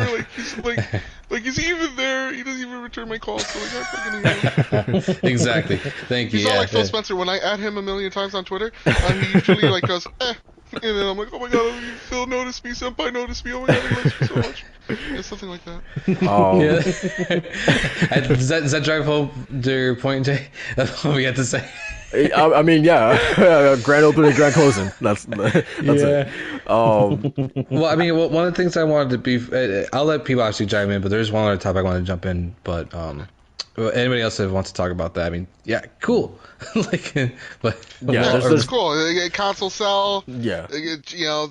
Pandemic happens. You can't control it. Things outside your control, man. You know? Right. There's not much else to really say. No, it's still one of the more impossible ones to get your hands on. So it doesn't seem like that's the case. It outsold the Wii U. So that's a big feat. That's a big feat right there. So that means Wii U's are harder to get than PlayStation 5. You see? See? That's There right. you That's go. what- So, Yeah. you know, fucking Xbox sucks. I don't know. Oh, man. I Man. love Twitter discourse, dude. It's the dumbest fucking people talking No, out loud. I can't. You know? I can't. I can't stand it, man. I know it sucks so bad. Yeah. But dude, Um, like, they have to build their stuff. Like, they have to stop acquiring because, like, Oh my god, That's lol. right. See, here's the it's not thing. organic. Yeah, I saw the guy Adam Ruins Everything, and he just explained it so well. So like, Xbox is a monopoly, and they're gonna take over everything. And then Adam Ruins Everything comes back on the air, and it's like nothing's fucking worse than that because that show fucking sucks. And so it's like, you know, it fucking sucks. I fucking hate it here. Okay, moving on. So fucking hit it here. Shit.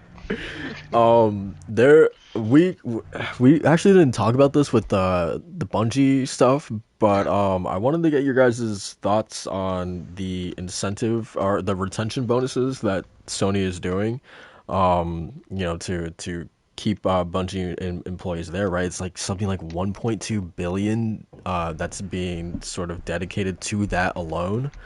Yeah, it's just about a third of the purchase. Yeah. Right, and obviously it's not going to be like everyone. I've seen some people running wild with the notion that that's going to be like 1 million per employee, and it's like obviously All not right, everyone's going to get the equal amount. Janitor ain't getting $1 million check. I can tell you that for sure. The Bungie janitor just sees the news. He's like, "Yeah, I'm going to Disneyland." I'm rich, bitch. You'll have the next list of top most paid jobs. You'll go number 3, engineer. Number 2, doctor. Yeah. Number 1, Bungie janitor. And you're like, whoa.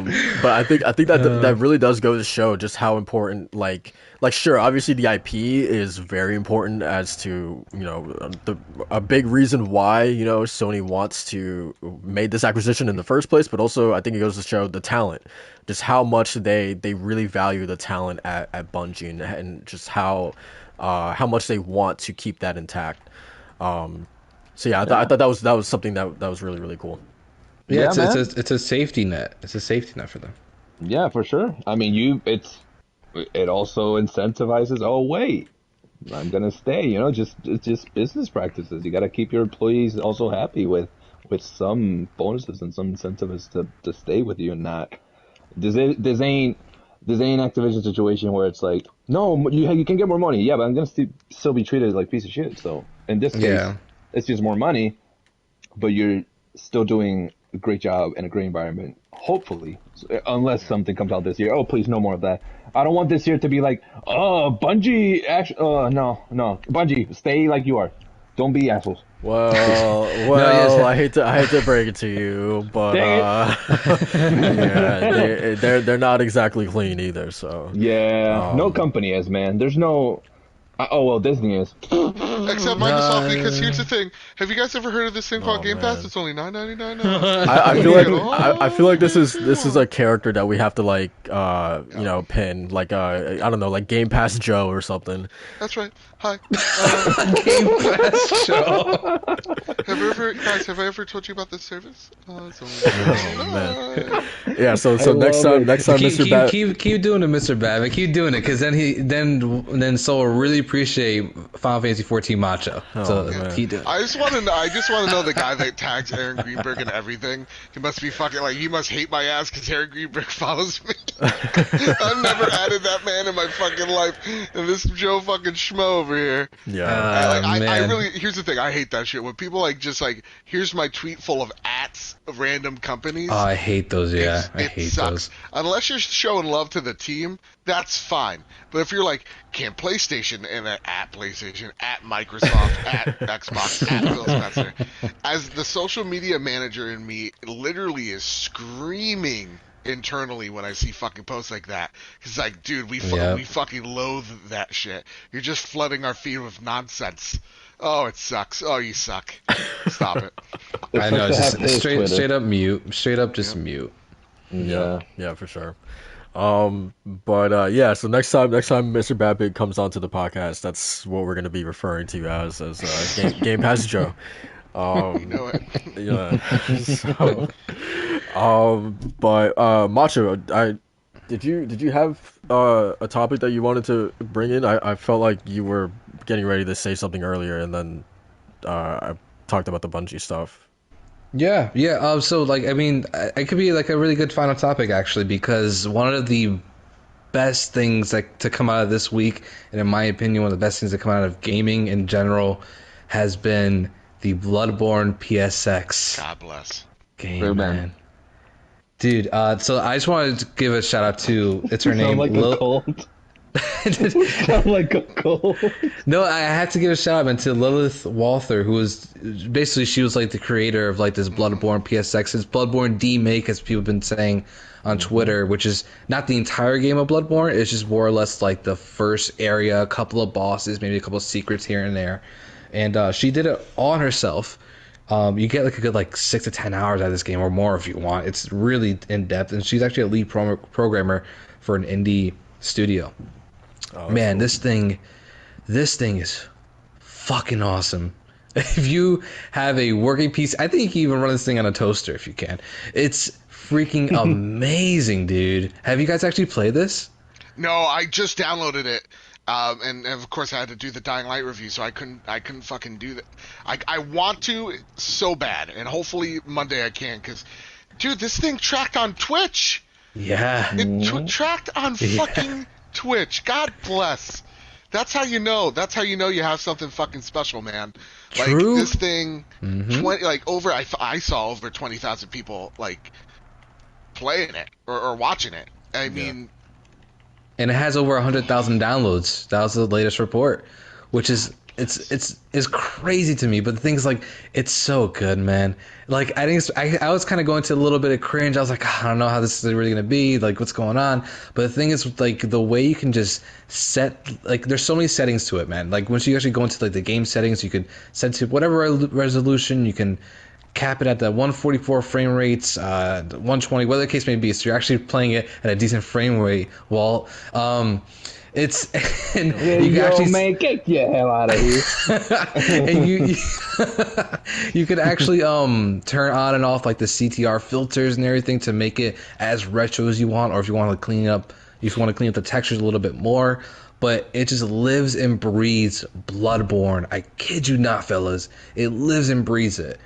And even has a couple of really cool design choices that differ from Bloodborne. So you're not going into it with a one-to-one, like, all right, I know where this goes, I know where this path leads. Like, no, like, you had to completely reset how you think the first level of Bloodborne and then go into it.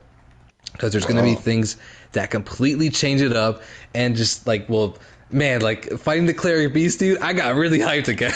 Like, the way she set it up so that it's just so epic in like that PS1 nostalgia flavor, but with Bloodborne mixed in.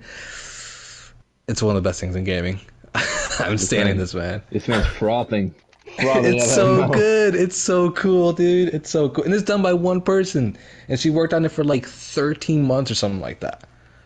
Yeah, that's really impressive that she was able to do it in that little time frame. I would have imagined something like that would take years to do, especially by yourself. So that's really, really insane. And she did a patch already, right?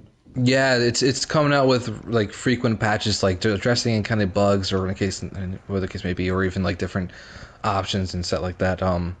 But yeah, she's staying on top of it, and I think what she's doing really well too is, like, usually when it comes to like these patches, you have to mainly download them first of all. So people have the worry of like, will my save from the previous patch carry on to this one, because it's a little different. You're not dealing with like the streamlined console way of doing things, but your save does carry over, so you won't be losing anything if you start it up again with a new patch.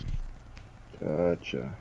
But yeah, it's amazing, man. And like it's a little funky. I will say, you're not using the analog sticks, MrBadBit. You're using directional buttons. Oh, fuck, really? Yeah. Oh, fuck, they went deep in this. Yeah, My man, you're using R2 and L2 to turn your camera. Oh God. Wow, how am I? Oh my God. Okay, I'm in. I want to see this. You're gonna be mental lapse. You're just both. Walt, you and MrBadBit, man. You guys are just gonna be diving into it. Just go with open mind and like try to get used to controls, but play around with it, man. There's a whole bunch of different settings with it. I think it's really cool. And any kind of Bloodborne fan, of course, all of us here are FromSoft fans and Bloodborne fans. This is definitely something to check out. Just whether in the stream or just by, if I said you have the capable computer, it's magnificent, man. This is one thing I wanted to talk about the most this entire week because it's so cool. Nice. Yeah, nice, man. Looking forward to it. And I'm actually going to be that guy that's going to go on PlayStation Twitter and be like, where's my 60 frames per second patch? That's besides the point. Real talk, where is it though? Like, come on, what the fuck? According to the soul, it's never coming out. No. Yeah, man. I want to hold out hope. That's because Jim Ryan hates us again, like Game Pass. Yeah, maybe Bloodborne 60 frames per second would be on Game Pass. Who knows? Didn't they do a mod for it? Yeah, there is a mod for the Bloodborne 60 frames, but you need a jailbroken PS4 or like a dev or debug kit for PS5. So basically, you're not getting it unless you're really going out of your way to do it. Nah. Yeah, and that's the same. Yeah. But yeah, man, I guess that's pretty much it for us in terms of topics. So we're gonna get started with these outros. MrBadBit, man, thanks for joining us. Do you want to go ahead and plug your channel? Where can people find you? First and foremost, I'm sorry I was late. I caused this delay. Secondly, you can find me over at the Trophy Room, a PlayStation podcast made by the players for the players, where me and my best friend Kyle talk about the latest and the greatest in all things PlayStation each and every Thursday. This week we go into a lot of depth about the Bungie acquisition. We talk about the live service direction that PlayStation is heading into. And man, it's one of our favorite episodes yet. We've gotten a lot of love about our takes on that episode. A lot of people reaching out and saying thank you for not sounding like a goddamn lunatic. And I appreciate it, man, because it's Twitter, the internet rewards that type of behavior, Yeah, that's why I like this podcast, guys. It's just a couple of dudes chatting, shooting the shit, and that's what really it should all be about. We should, kind of try to stop the whole I got some insider information when we really don't type of shit. Because it's nonsense. It really is. It's nonsense. I have no idea what's going on at any time. So really, just I don't even know where I'm at. I don't even. What am I doing right now? I have no idea. You can't tell me. Sweet. Oh God, I gotta beat someone's ass. One sec. I'll finish. There you go. Beat his ass. So yeah, no, that's what we try to bring. We try to bring some type of rational discussion and really loving that people are digging it the same way that we love making it. Really. So yeah, check that out this week as well. We'll have our Sifu coverage. I'll be joined by Ainsley Bowden over at Season Gaming to talk about our impressions of Sifu, and we're going to have various differing opinions. It's gonna be really exciting. Awesome. So yeah, awesome. check it out, and thank you guys for having me yet again. It's been a blast. Of course, man. You're welcome anytime. So we're gonna get started with the outros for the podcast members. Walt, why don't you kick things off, man? You got anything going on this week? What's going on? Oh my God.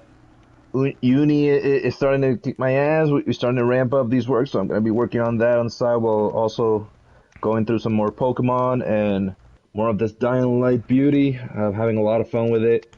Can't wait to dive in more on it and talk more about it. My more deep impressions next podcast. But aside from that, gonna be working more on getting through Arceus. I feel like I'm getting addicted, but that's a good thing. I like getting addicted to games, but it's a healthy addiction. That's what they all say. Am I right? Aside from that, man, just working more on trying to get this semester underway and focus more on more side projects and whatnot. Depending on how things go, I might have other things to talk about next podcast. We'll see. Are you saving that one? Well, yeah. I want to make sure I get the official everything, and then I'll talk more about it. But yeah, man, feeling good. Feeling like life is moving.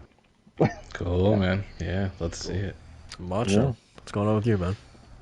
Yeah, I'm just mostly going to dive into the comfort food games. A lot more 13 Sentinels, get through that story. About 50% through it, and really enjoying that whole sci-fi mystery timeline jargon. It's definitely a lot of themes in this game, but it's really fun. Unobtainium. Whoa. Yeah. And just more JRPG goodness, and really just waiting it out to Elden Ring and Horizon Forbidden West, man. We're really close. We're like, Get what, there, like man. 14 days away or something like that? Ooh wee. Yeah. Ooh wee. Yeah, man. I'm super excited for all that stuff, man. Like it's gonna be a good time, but yeah, mostly just kind of playing it low key until then. Just try to finish up backlog games, and I've been watching Peacemaker, fellas, on HBO Max. Oh, I gotta get onto that, man. Fantastic. It fucks, dude. Yeah, I mean, literally and figuratively. Hey, yo. Literally, me and the fiance are watching it, and just like I'm just getting a crack out of all the jokes. I never thought John Cena could make me laugh as much. It's like, and honestly, it's like a surprise when you see Zac Efron in like any comedy movie. You never expect him to be so funny. John Cena is like that. Like, he is hilarious, dude. Again, I said it on Twitter. I'll say it out loud. I don't give a shit. I'll say the quiet thing out loud. John Cena's a better actor than The Rock. The Rock plays the same dude. The Rock I like The Rock. I think The Rock is great. I think The Rock is great in a lot of things. But he's always The Rock. He's always Dwayne Johnson. He's a hard ass who works for the government or some shit, right? He's always that type of guy. And charismatic as heck. And that's it. Yeah. Super charismatic. Oh, I'm strong. I can lift big things, and that's it. That's The Rock. Yeah. John Cena. There's a lot of layers. Yeah, that's like he's crying and shit in this one. Yeah. That's pretty much how I feel about Giancarlo Esposito. He always plays like the same type of character. Interesting. But yeah. I like that thing. But to that, I'm gonna cultivate that idea, and I'm gonna be more analytical of John Cena from now on and see. I'm interested in this. Oh, interesting. No, yeah, it's good. Yeah, he has some acting chops in it. It's actually like, knowing you, man, you're gonna see it. You're immediately gonna see it once it actually happens. So very nice, man. That wrestling world really. I mean, it's a performance. So they actually make a joke about that too. Oh, nice. Yeah. So as for me, more Dying Light 2.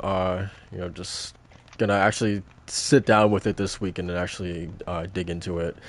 Aside from that, I don't think I've really been playing anything else. I put down Dragon Age Inquisition. I had that wow, game. really? You've been tying with it so long. I know. It's just like... Let me give you an idea of like what most of these quests really entail. I did a quest the other day that was like, go get 10 meat from the deer in this level or something like that. It's stupid collective of quests like that essentially. So you just get tired of it, man. It's so rinse and repeat, and I've never been a big fan of the combat in general. And yeah, I don't know, man. It's whatever. And you had to do those quests because of grinding leveling. Because it takes it's so slow to level up in this game, man. It takes forever, so you have to do these quests, man. So yeah, I got tired of it. I don't know. Mass Effect was just a smoother experience. But yeah, so mainly, and you know what, it feels good just to be able to focus on one single game. So I'm not really complaining. So yeah, Dying Light. Play it on Game Pass by any chance? Hey, maybe I I don't know would if you have. guys know this, but like it's on EA Play, and if it's on I was EA about Play, to say. Hey, maybe I would have felt differently about it. You know what Game Pass does to the mind, man. It's like you're playing it for free, but like you're not playing it for free. You know, it's like Phil Spencer loves me. So. Hey, man, Hey, man, I'm still waiting to be called out by CIA for my $1 discount. Hey, yo. man. Game Pass turns a 6 out of 10 into a 9 out of 10 for some people apparently. Yep. Shout out to what was it? The Ascent. Shout out to that. Oh, wow, that hit deep. That hit deep. Yikes. But yeah. Remember the Ascent? Remember that game of the year? Hey man, I remember very well. Same thing with 12 minutes. Yeah. Same thing with Crackdown 3, man. We can go down the line, man. Yeah. But I remember. I was there. Peppertron remembers. Peppertron remembers. But yeah. So aside from Dying Light, I've been watching. Well, I don't know if you finally got a chance to watch it, but I've been really digging into All of Us Are Dead on Netflix. Oh, is that new Korean Zombie. drama? Yeah, the zombie. Yeah, it's really really good, man. I'm really enjoying it. Oh, Um, I wanna start getting it's long episodes. I want to be able to just chill and watch. I think tomorrow might be the day.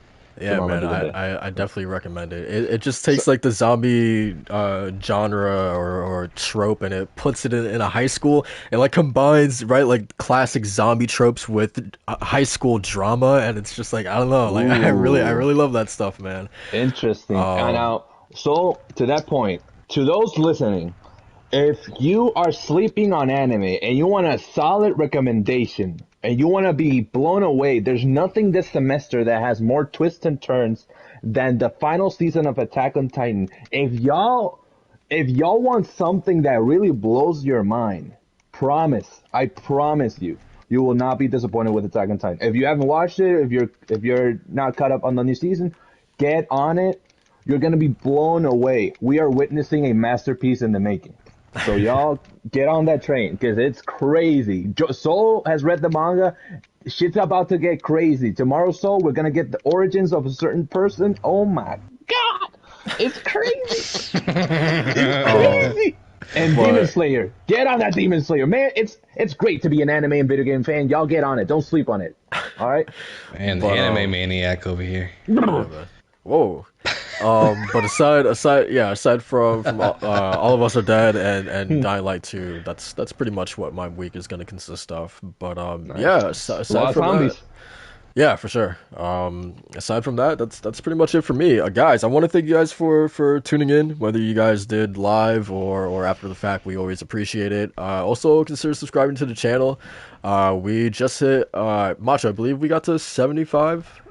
We did. Yes, Which is sir. funny because I think yesterday I checked and we were at like 75, and then like I checked again later that day and then we went down to 74, and then today we're back at 75. So There you go. that's just the YouTube game, baby. This is doing numbers. Yeah, man. But yeah, we appreciate it nonetheless. So once Yes, again, sir. want to thank everybody for tuning in for the support, and we will catch you guys next week. Hopefully, no acquisitions happen. Peace out.